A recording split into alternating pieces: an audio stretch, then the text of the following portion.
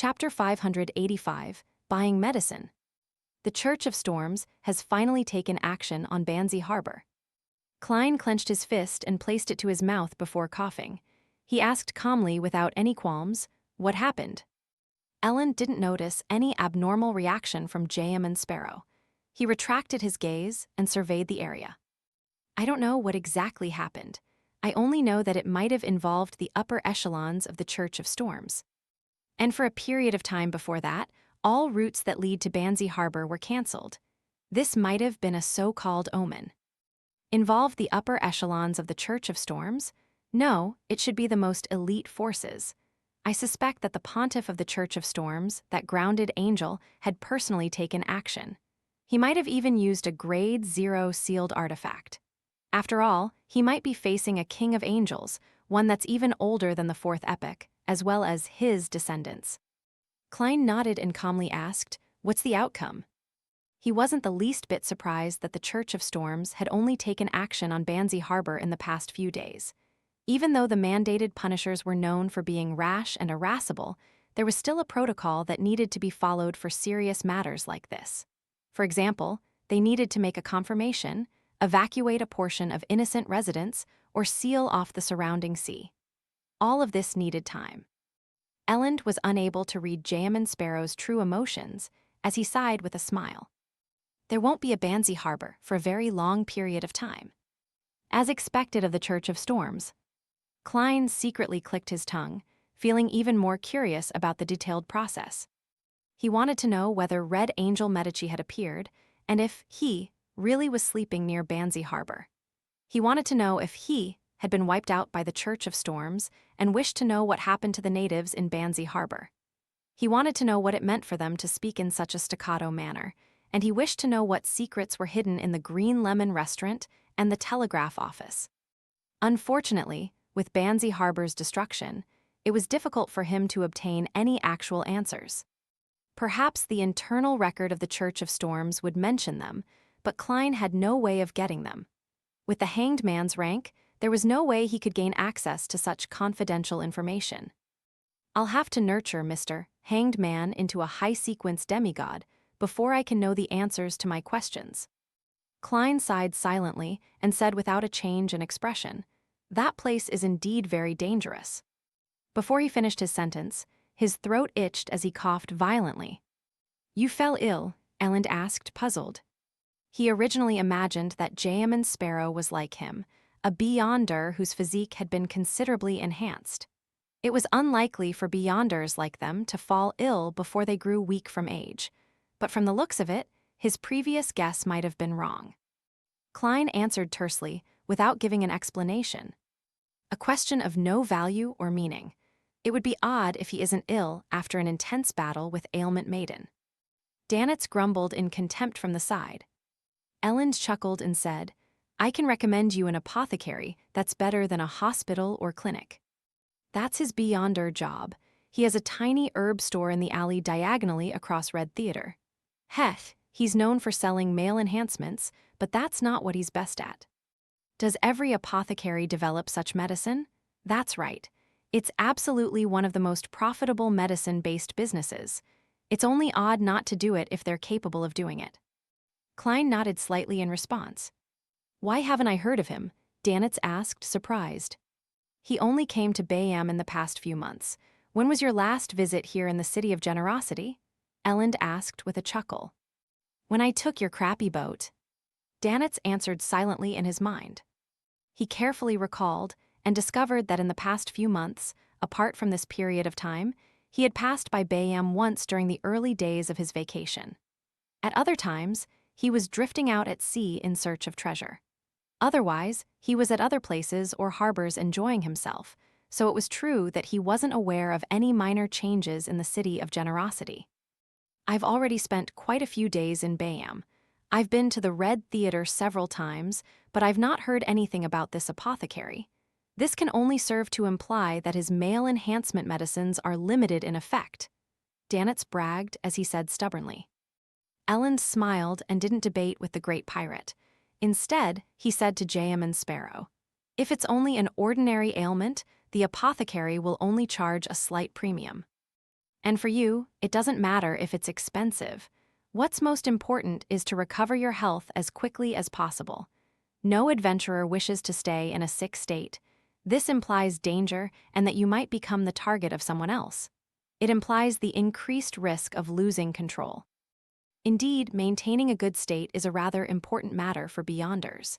However, the price is still very important, all right. If that apothecary were to charge £1,000, then I might as well buy medicine from the hospital. Or I can describe the situation of my illness and get that vampire, Emlyn White, to make me some medicine. Although I already have £6,000 in savings and have several Beyonder characteristics, I still need to consider it. I still want to add a mystical item with lethal offensive power and seek out clues to the high-sequence potion formula. Klein mumbled inwardly. High-sequence potion formulas were impossible to put a price on in this mysterious world. Therefore, Klein only thought of buying the relevant clues. After Ellen left, Klein took the £700 and gave Danitz £200. Wearing his hat and holding his cane, he coughed and wiped his snot before stepping out the door in preparation to take a carriage to the vicinity of the Red Theatre. Danitz was very curious about the apothecary's medicine. He pasted 2 mustaches on his face, wore a cap, and followed. With Klein's guidance, he already knew that using a scarf to hide his face was an act that strongly attracted attention in Bayam. He took his advice to buy some fake mustaches.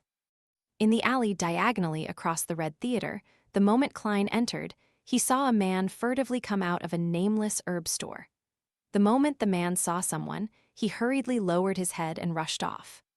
"Don't worry, we won't be guessing what medicine you're buying." Klein coughed twice again, increased his pace, and walked into the dark herb store. He scanned the area and was surprised because the boss was someone he knew. The boss was wearing a black robe that resembled a village witch doctor. He was in his 30s, with black hair and brown eyes. His face was round and his body chubby. He was none other than the chubby apothecary who often liked to use sarcasm at the gathering held by old Mr. Eye of Wisdom in Backland. Klein had once recognized him at a circus. He stopped showing up at old Mr. Eye of Wisdom's Beyonder gathering because he left Backland. Klein coughed and took 2 steps forward. "Make some medicine for me." On the chubby apothecary's shoulder stood a round-eyed owl.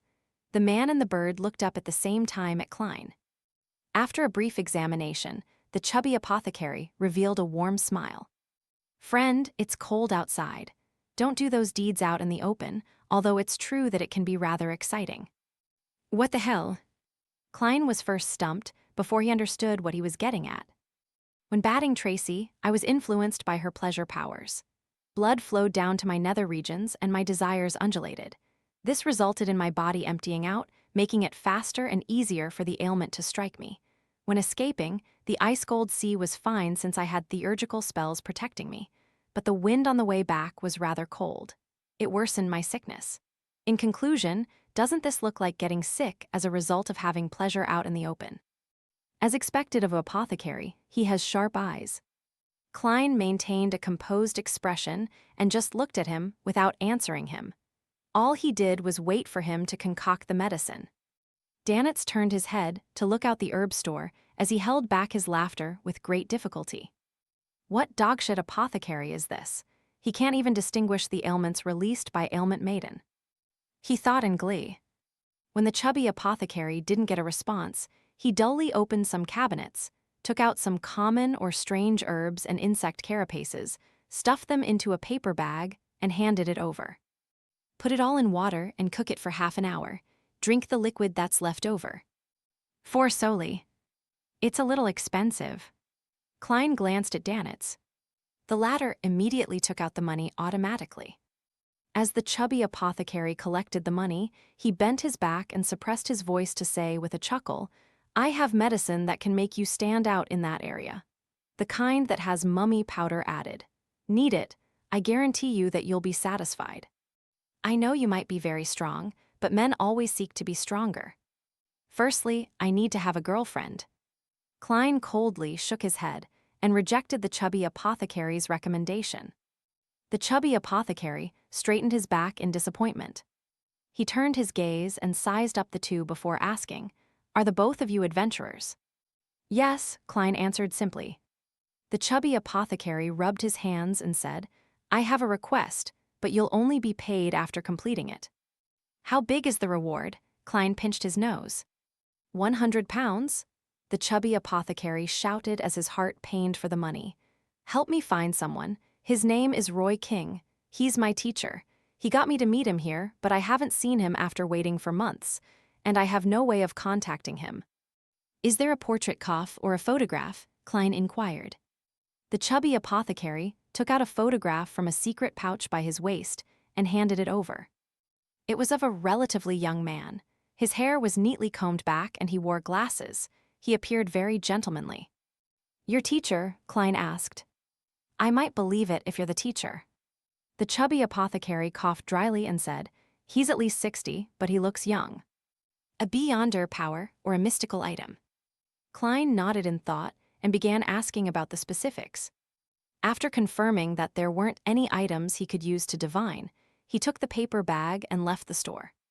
After he disappeared from the alley, the owl standing on the chubby apothecary's shoulder suddenly said, Darkwill, that guy might know you.